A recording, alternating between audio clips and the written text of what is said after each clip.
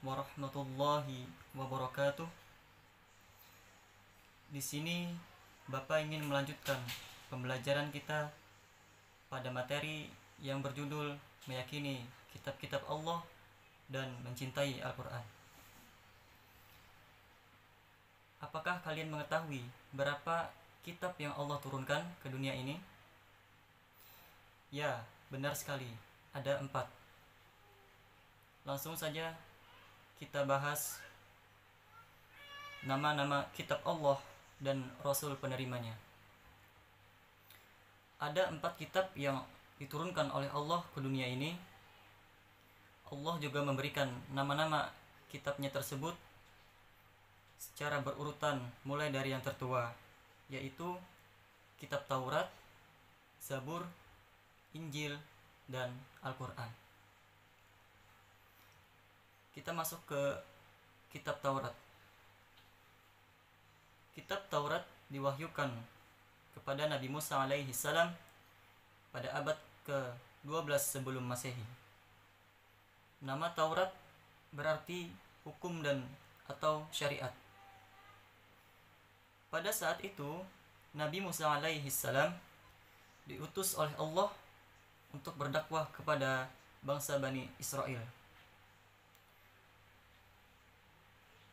Sebagai muslim, kita sangat meyakini akan keberadaan kitab Taurat ini. Kita meyakini bahwa kitab Taurat benar-benar wahyu dari Allah Subhanahu wa taala. Kitab Taurat yang diturunkan oleh Allah Subhanahu wa taala kepada Nabi Musa alaihi salam untuk bangsa Bani Israel atau kaum Yahudi, agar mereka senantiasa berada dalam jalan kebenaran. Ada yang tahu apa saja pokok-pokok pembahasan atau pokok-pokok bahasan ajaran kitab Taurat? Mari kita buka slide berikutnya. Adapun pokok-pokok ajaran yang ada dalam kitab Taurat yaitu ada 10. Yang pertama, perintah untuk mengesahkan Allah Subhanahu wa taala. Yang kedua, larangan menyembah patung atau berhala. Yang ketiga, larangan menyebut nama Allah dengan sia-sia. Yang keempat, perintah menyucikan hari Sabtu. Yang kelima, perintah menghormati kedua orang tua. Yang keenam, larangan membunuh sesama manusia. Yang ketujuh, larangan berbuat zina. Yang kedelapan, larangan mencuri. Yang kesembilan, larangan menjadi saksi palsu. Dan yang terakhir, larangan mengambil hak orang lain. Apakah kalian sudah paham? Semoga paham ya.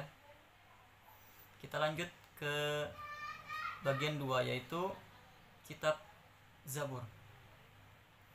Kitab Zabur diturunkan oleh Allah kepada Nabi Daud alaihi salam untuk bangsa Bani Israel atau umat Yahudi. Kitab ini diturunkan pada abad 10 sebelum Masehi di daerah Yerusalem. Adapun kitab ini ditulis dengan bahasa Kibti. Selanjutnya, kitab Injil. Kitab Injil diturunkan oleh Allah kepada Nabi Isa alaihi salam pada permulaan abad 1 Masehi. Kitab Injil diwahyukan di daerah Yerusalem juga. Kitab ini ditulis pada awalnya dengan menggunakan bahasa Suryani. Kitab ini menjadi pedoman bagi kaum Nabi Isa alaihissalam, yaitu kaum Nasrani. Kitab Injil berisi ajaran pokok yang sama dengan kitab-kitab sebelumnya, namun ada yang menghapus sebagian ajaran kitab Taurat yang sudah tidak sesuai dengan zaman itu. Ada yang tahu apa pokok bahasan kitab-kitab Injil? Langsung saja kita buka slide selanjutnya untuk mengetahui bahasan pokok-pokok tentang yang berada di kitab Injil. Secara umum, kitab Injil berisi tentang yang pertama, perintah untuk kembali mengesahkan Allah Subhanahu wa taala. Yang kedua, membenarkan keberadaan kitab Taurat. Yang ketiga, menghapus beberapa hukum dalam kitab Taurat yang tidak lagi sesuai dengan perkembangan zaman. Yang keempat, menjelaskan bahwa kelak akan datang kembali Rasul setelah Nabi Isa alaihi salam, yaitu Nabi Muhammad sallallahu alaihi wasallam. Kitab Injil menjadi pedoman bagi para pengikut agama Nasrani agar melaksanakan hukum-hukum Allah Subhanahu wa taala yang dibawa oleh Nabi Isa alaihi salam.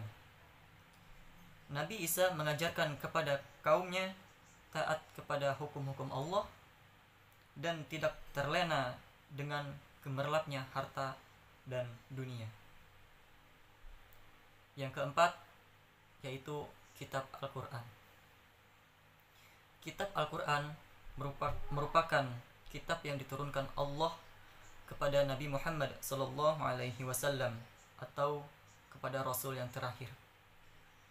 Kitab suci Al-Quran yang diturunkan oleh Allah sebagai penyempurna dan membenarkan kitab-kitab sebelumnya. Apakah kalian mengetahui pokok-pokok ajaran yang terkandung dalam Al-Quran? Untuk mengetahui pokok bahasan apa yang ada di dalam Al-Quran, mari kita buka slide selanjutnya.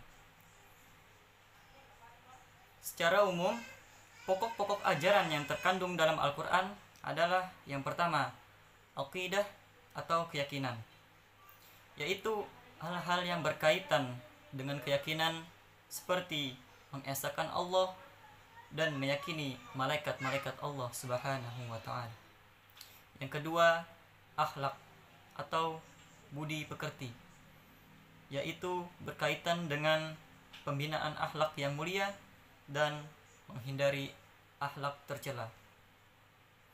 Yang ketiga, ibadah, yakni yang berkaitan dengan tata cara beribadah seperti salat, zakat, dan ibadah yang lainnya.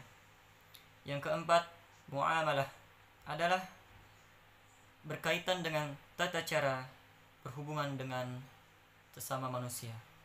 Dan yang terakhir, tarikh atau sejarah, yaitu kisah-kisah orang-orang yang terdahulu dan umat-umat terdahulu.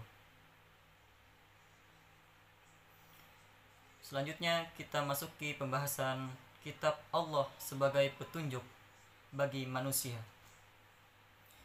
Kitab-kitab yang diturunkan Allah kepada manusia melalui para utusannya dimaksudkan agar dijadikan petunjuk bahwa keberadaan manusia di muka bumi ini. Karena manusia diciptakan oleh Allah, maka hanya kepadanya lah manusia menyembah.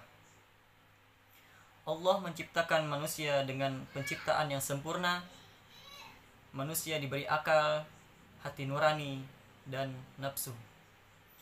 Hal ini dimaksudkan agar manusia bisa menjadi khalifah di muka bumi sebagaimana tujuan diciptakannya. Berkaitan dengan hal ini, manusia diberi petunjuk dan pedoman bagaimana harus menjalani kehidupannya di dunia. Allah memberikan pedoman yang berisi hal-hal yang baik yang harus dilakukan dan meninggalkan hal-hal yang buruk atau tercela. Pedoman dan aturan ini tidak dimaksudkan untuk mengekang manusia. Justru sebaliknya, dimaksudkan agar kebahagiaan manusia di dunia menjadi sempurna. Kesempurnaan kebahagiaan yang dimaksud adalah manusia dapat merasakan kebahagiaan di dunia dan di akhirat.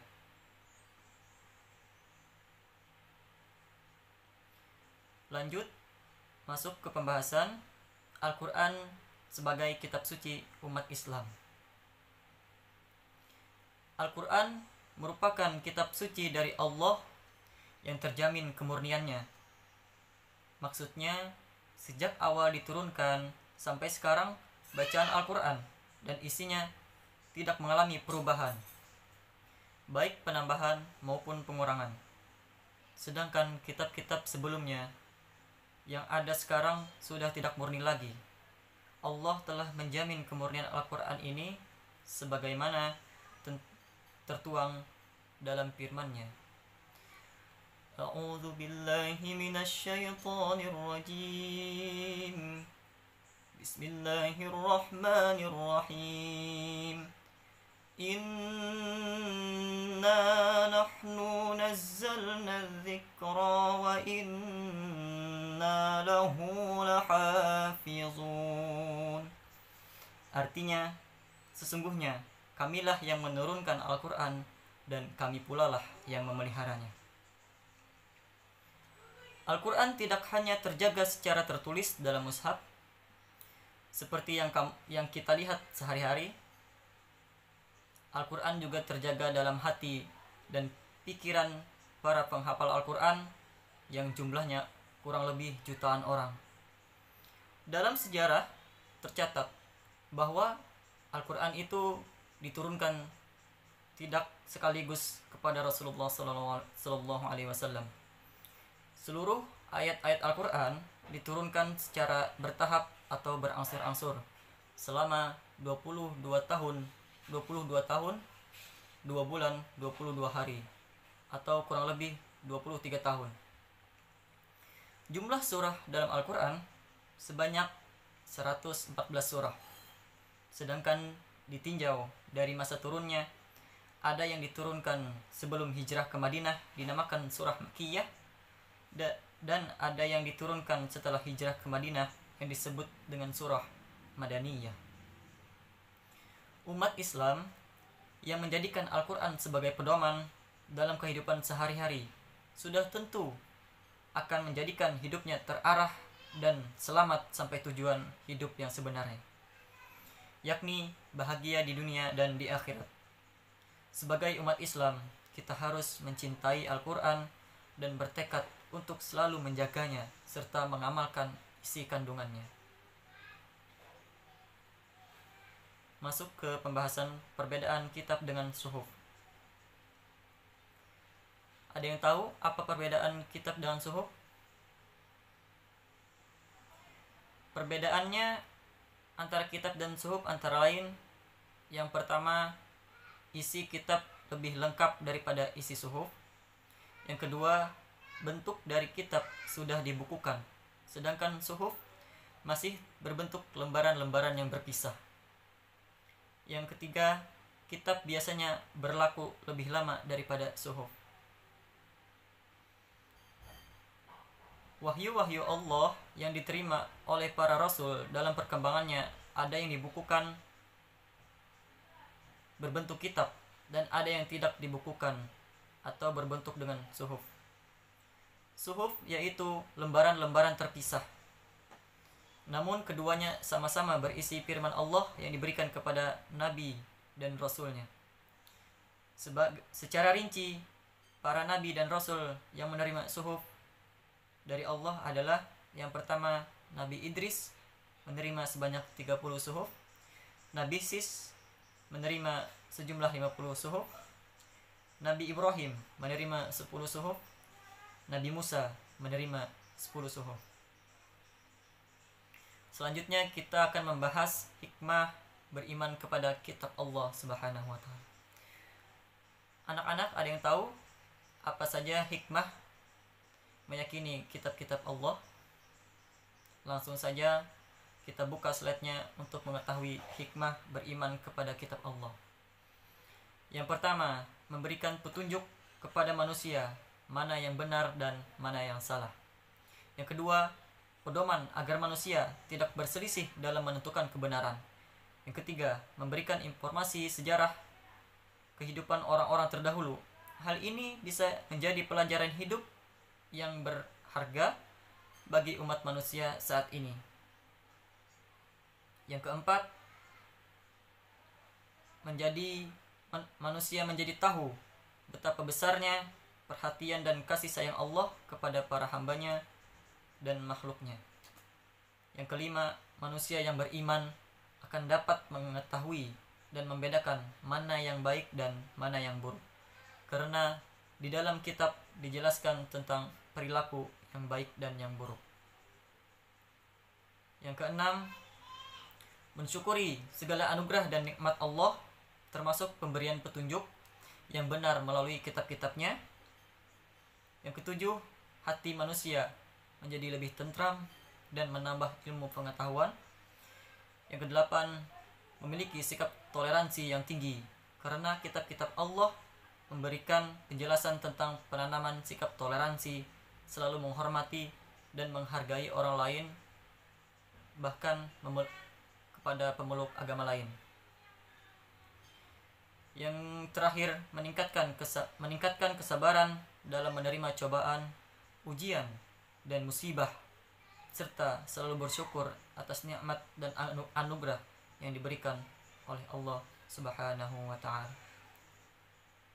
Mungkin itu saja yang dapat Bapak sampaikan. Semoga ilmunya bermanfaat. Kita lanjut dengan diskusi di grup WA. Wassalamualaikum warahmatullahi wabarakatuh.